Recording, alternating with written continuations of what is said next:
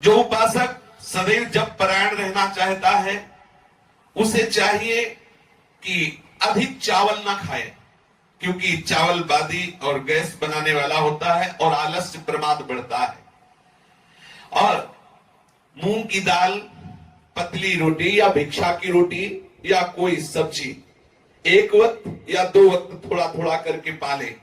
रात में दूध उतना ही गर्म पिए जितना सहज में पिया जा। अधिक चाय जैसा गर्म पिएंगे तो ब्रह्मचर्य नाश का कारण बन जाएगा।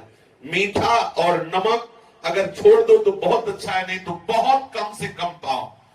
अगर आपको अजपा जाप निरंतर भजन करना है, चावल, खट्टा दही, खटाई, बहुत मात्रा में तेल, लाल मिर्च, मसाला, मूंगफली, गोभी, प्याज, लहसुन बिल्कुल नहीं पाना चाहिए। ये इसलिए वर्णन कर रहे हैं कि अगर आप मूंगफली पाओगे तो इसका परिणाम देखा गया है, ये कब्ज बनाती है, बहुत गर्म होती है, उपासक को बर्दाश्त नहीं हो पाएगा, उसके ब्रह्मचर्य को बर्दाश्त नहीं होगा। गोभी भी गैस्ट्रिक होती है। ये जितने पदार्थ लिखे हैं भजन में हानि करने वाले हैं। मांस आदि तो सर्वथा त्याज्य है, और प्याज लहसुन के लिए महापुरुषों से और शास्त्रों में लिखा पाया गया है कि जो प्याज लहसुन पाता है उसे अंत में प्रेत की योनि प्राप्त होती है। इसीलिए हमारे यहाँ खान पान में बहुत सावधानी का बर्ताव किया गया है। प्याज लहसुन आदि किसी भी तरह से हमारे उदर में नहीं जाना चाहिए। यदि आप भजन करना चाहते हैं तो भोजन के संबंध पर पहले विचार कर लीजिए, क्योंकि भोजन के रस से ही शरीर, प्राण और मन का निर्माण होता है। जो अशुद्ध भोजन करते हैं उनका शरीर अशुद्ध हो जाता है, उनके प्राण क्षोभयुक्त हो जाते हैं, चित्त में सदैव ग्लानि बनी रहती है। जिसमें ग्लानि होती है चित्त में, जो शरीर बोझा सा लग रहा है, प्रमाद छाया हुआ है, वो कैसे मंत्राकार वृत्ति कर सकता है। शुद्ध अन्न का भोजन करो। चित्त के मल का विक्षेप का निवारण केवल भोजन से ही हो जाएगा। आप केवल सात्विक, कम और शुद्ध भोजन करें। अगर सतोगुणी भोजन है, भूख से थोड़ा ज्यादा कर लिया जाए तो रजोगुण आ जाएगा। वही सतोगुणी भोजन यदि और ज्यादा कर लिया जाए तो तमोगुण बढ़ जाएगा। है सतोगुणी, लेकिन भूख से आप अधिक पाले तो रजोगुण, और अधिक पाले तो तमोगुण बढ़ जाएगा। सतोगुण भोजन भी तमोगुण बढ़ा देगा। अन्न का सबसे बड़ा दोष है अधर्म के द्वारा कमाया हुआ अन्न।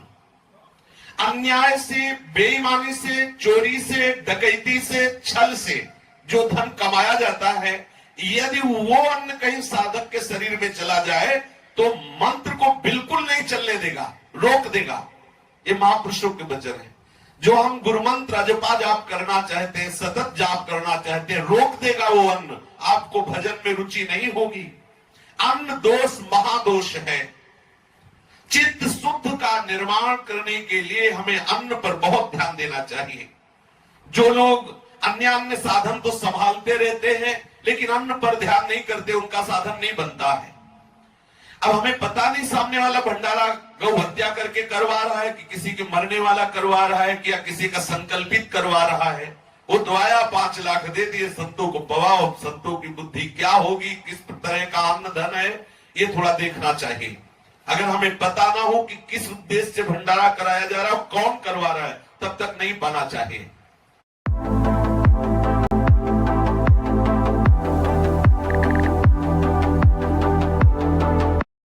चाहिए, क्योंकि अगर वो वैष्णव नहीं है, वो किसी गलत आचरण से करके पवा रहा है, तो हमारी बुद्धि निश्चित गलत आचरण में हो जाएगी। निश्चित। ठाकुर जी के महल में जो भोग लगता है वो वही पचा सकता है जो रात दिन वहां सेवा करता है। नहीं तो थोड़ा किनका प्रसाद लेकर के विरक्त हो तो माधुकरी वृत्ति से जो भी प्राप्त हो ठाकुर को अर्पित करके पाओ। क्योंकि मधुकरी महाप्रसाद है, परम शुद्ध अन्न है, उसमें किसी का अधिकार नहीं। जब दरवाजे पे जाके राधेश्याम बोलते हैं, जो टुकड़ा मिलता परम पवित्र, और गृहस्थ अपने द्वारा कमाए हुए, सतधर्म के द्वारा कमाए हुए धन से अपना उदर पोषण करे। अगर ऐसा करेगा तो मंत्र सहज में स्फुरित होगा। अन्न दोष होने से भजन में मन नहीं लगता, किया हुआ भजन का जो अनुभव वो भी छूटने लगता है। तमोगुण की वृद्धि हो जाती है। अधिकांश फिर साधक आलस्य और प्रमाद में पड़ करके गंदी क्रियाएं करने लगता है। देख लो, ये महापुरुषों के वचन है। यदि आपका आहार शुद्ध नहीं होगा तो प्रमाद, अवश्य और गंदे आचरणों में रति हो जाएगी। उसके चित्त का मल दूर होना तो दूर रहा, और मल बढ़ने लगता है। अपनी कमाई का अन्न दूसरे का चित्त जिसमें ना दुखा हो, बेईमानी ना की गई हो, ऐसे अन्न से अपना चित्त शुद्ध करे गृहस्थ और सतत भजन करे, और विरक्त सदैव माधुकरी वृत्ति से अपना उदर पोषण करे। वैष्णव जनों से, ब्रजवासियों से अन्न लेकर के, आवश्यकता की सामग्री लेकर अपनी साधना में मगन रहे। भोजन में सबसे पहले बात देखनी है कि ये भोजन पवित्र है कि नहीं, किस उद्देश्य से दिया गया, तभी उपासक ले। माधुकरी में इसका कोई विधान नहीं। पूर्वज जो हमारे गुरुजन हुए हैं, माधुकरी वृत्ति में अगर कोई 4 रोटी और ढेर सारी सब्जी दाल और ये सब दे तो नहीं लेते थे, या तो आधी रोटी। हमारे गुरुदेव भगवान ने बताया कि वैसे उत्तम है 4 रोटी का 1 टुकड़ा, अगर ऐसा नहीं तो आधी रोटी, अगर ऐसा भी ना हो तो 1 रोटी। अगर 2 रोटी ले ली तो इसके बाद फिर माधुकरी वृत्ति ही नहीं मानी जाएगी। आप बैठ के पा लिया, फिर क्या, फिर 4 रोटी एक ही जगह से सब बंधवा लिया, ये नहीं।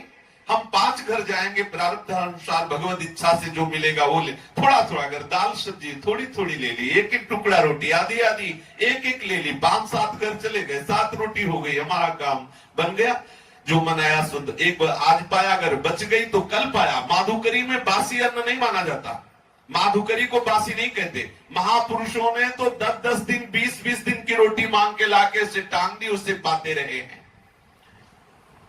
जिसमें किसी का हक मारा गया हो, बेईमानी की गई हो, या किसी के संकल्प के द्वारा, ऐसा अन्न पाने से साधक का मन जो है वो भजन से रहित होने लगता है। जब कभी तुम्हारा भजन छूटे और कामना जागृत हो तो 2 बात देख लेना, या तो भोजन गलत हो गया, वैष्णव अपराध बन गया, नहीं तो साधक जो भजन करता है उसका भजन छूटना और काम आदि दोष आना हो ही नहीं सकता। जहां भजन है वहां काम कहां है? अगर आ रहा है तो 2 बात देख लो, भोजन अशुद्ध हो गया या कोई वैष्णव अपराध बन गया। भोजन में 3 प्रकार के दोष माने गए हैं, जाति दोष, आश्रय दोष और निमित्त दोष। जाति दोष वो है जो स्वभाव से ही कई पदार्थों में रहता है, जैसे प्याज है, लहसुन है, शलगम है, गाजर है, ये जाति दोष युक्त आहार है, इसे नहीं पाना चाहिए। जो शास्त्र कह रहा नहीं पाना चाहिए, बिना प्रश्न किए हमें छोड़ देना चाहिए, वो नहीं पाना चाहिए। प्याज, लहसुन, शलगम और गाजर ये जाति दोष पदार्थ है, इसे पाने से बुद्धि भ्रष्ट हो जाती है। देखो अभी पीछे निकला था कि जो प्याज लहसुन पाते हैं उनको मरने के बाद जो है वो प्रेत योनि की प्राप्ति होती। प्राय हर संप्रदाय में निषेध, हमें तो नहीं लगता किसी वैष्णव उपासना में या किसी उपासना में अगर प्याज लहसुन का तो कहीं हमने नहीं देखा। आदि गुरु भगवान शंकराचार्य की उपासना में पहले ही बोल देते हैं तुम्हारे यहाँ अगर भिक्षा में प्याज लहसुन हो तो हमें मत देना, हमने देखा है।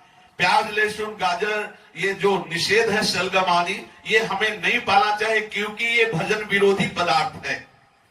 स्थान के कारण बहुत सी वस्तुएं अपवित्र हो जाती है। जैसे दूध है, शराबी के घर का हो तो नहीं पीना चाहिए, अब यहां तो मिलेगा ही नहीं क्योंकि सबके घर में शराब चलती है। जहां शराब की रसोई से वो दूध अगर ले गाय का भी तो अपवित्र हो जाता है, ये स्थान दोष से दूषित हो गया। मान लो शराब की बोतल वही रखी, वही गाय का दुहा हुआ दूध रखा है, इतनी अपवित्र है शराब की, वो दूध उपासक के पीने लायक नहीं रह गया। फिर सोचो जो शराब पीते उनका हृदय कितना पवित्र होगा। और कहते हैं कि अरे क्या है वो तो ड्रिंक करते हैं, यहाँ ड्रिंक करो ये, और वहां यमराज तुम्हें ड्रिंक करवाएंगे। जलता हुआ खोलता हुआ लोहा, भागवत में लिखा है, खोलता हुआ लोहा जबरदस्ती उसको पिलाया जाता है। लो गए थे भजन करने, जिभ्या से नाम जप नहीं किया, दूसरों का मांस खाया, शराब पी तो भोगो। अपवित्र हो जाता है वस्तु स्थान से। जैसे जिस रसोई में कभी मांस बना हो तो वहां का भोजन नहीं लेना चाहिए क्योंकि वो रसोई भ्रष्ट हो गई, वो रसोई हमारे भोजन के योग्य नहीं है। बहुत समय धीरे धीरे गलत आता जा रहा है। कहां मधुकरी मांगे जो शराब ना पीता हो, जो मांस न खाता हो, जो ऐसे आचरण ना करता हो, उसके यहाँ अन्न लेने से हृदय बड़ा पवित्र होता है। अब प्रायः धीरे धीरे ये सब दोष आगे बढ़ते जा रहे हैं। और आश्रय दोष, जैसे जिसके घरों में कुत्ता है उसके घर से जो भोजन सामग्री वो तो कुत्ता को ऐसे प्यार करते हैं जैसे गाय के बछड़े को प्यार किया जाता है। प्यार करना कोई दोस्त नहीं, भगवान सबके अंदर वास करते हैं, लेकिन शास्त्र मर्यादा है। यदि रसोई में भोजन बन रहा और वहां कुत्ता चला गया तो भोजन ठाकुर के भोग योग्य नहीं रह गया, वो ठाकुर का भोग नहीं लगेगा, वो भिक्षा देने योग्य नहीं रह गया उपासकों को। अब यहाँ तो वही खंबे में लघु शंका कर रहा है, वही बगल में रसोई है, वही चाट रहा, कैसी है पवित्र। यही है कलयुग भगवान का। घर घर पे कुत्ता को द्वारपाल बताया गया है, दरवाजे के बाहर उसे भोजन दे दो, दरवाजे के बाहर उसकी व्यवस्था कर दो। जरूरी थोड़ी ठाकुर सेवा की जगह रसोई में और घर में सब जगह लेते उसे घूमो। एक मर्यादा है, शास्त्र मर्यादा है, पर वो भगवान कलयुग का प्रभाव है कि जो दरवाजे के बाहर वो दरवाजे के अंदर, जो दरवाजे के अंदर उनको दरवाजे के बाहर कर दिया गया। ये कलयुग का प्रभाव है। साधक को इन तीन दोषों का विचार करके ही भोजन करना चाहिए। अगर बहुत उसके घर में कुत्ते आदि है, ऐसा शराब पीना, मांस खाना आदि है, तो भले कोई हो, हमें उसके घर भिक्षा नहीं लेनी चाहिए, जानकारी कर लेनी चाहिए, फिर माधुकरी लेनी चाहिए। गौ का दूध और गाय का घी, सफेद तिल, मूंग की दाल, कंद, केला, आम, नारियल, आंवला और धान, जौ, जीरा, नारंगी, ये हविष्यान्न माने गए हैं। अगर इस अन्न का बना हुआ भोजन हो, इतने अन्न का, उनमें से आप लेकर पाए तो कुछ ही दिनों में अभ्यास करने पर आपका आजोबाजाप चलने लगेगा। भोजन का बहुत बड़ा प्रभाव है। 2 दिन आप पवित्र अन्न बनाकर ठाकुर को भोग लगा के पाए, 4 दिन समोसा की चटनी पाके देखे कैसा लगता है, खुद आपको अनुभव में आएगा। जब आपका अंतःकरण पवित्र तो आपको लगता है अरे कुछ नहीं होता, आप क्या जानो होता है नहीं। जिस पद्धति से कहे वैसे रहो, फिर पाके बताओ, तब आपको पता चलेगा कैसा प्रभाव है दूषित अन्न का। कभी भी बिना औषधि के शहद का प्रयोग उपासक न करें। शहद का प्रयोग केवल आयुर्वेदिक औषधि के लिए है। आप औषधि ले रहे हो तो शहद अनुपात से ले सकते हो, क्योंकि शहद मक्खियों का संग्रह किया हुआ आहार उनसे छीना जाता है। अगर आप केवल स्वाद दृष्टि से लेते हैं तो आपकी बुद्धि भ्रष्ट हो जाएगी, भजन में मन नहीं लगेगा। शहद औषधि के लिए केवल स्वीकार करने की बात कही गई है। और ये जो नमक है बहुत मात्रा में साधक ना ले। पान बिना भगवद अर्पित किए हुए अगर पान है तो उपासक को नहीं पाना चाहिए। गाजर नहीं पानी चाहिए, मसूर की दाल नहीं पानी चाहिए, कोदो नहीं पाना चाहिए, माधुकरी रोटी के सिवा बासी अन्न नहीं लेना चाहिए, रूखा अन्न जो कब्ज बनावे नहीं पाना चाहिए, और जो अन्न में दुर्गंध आने लगी हो नहीं पाना, और जिन बर्तनों में अशुद्ध भोजन पका हो उन बर्तनों का भोजन नहीं लेना चाहिए। यदि हम भोजन संबंधी आवश्यकता ठीक से समझते हुए आहार करें कि ये हमारे लिए आवश्यक है, ये अनावश्यक है, और भजन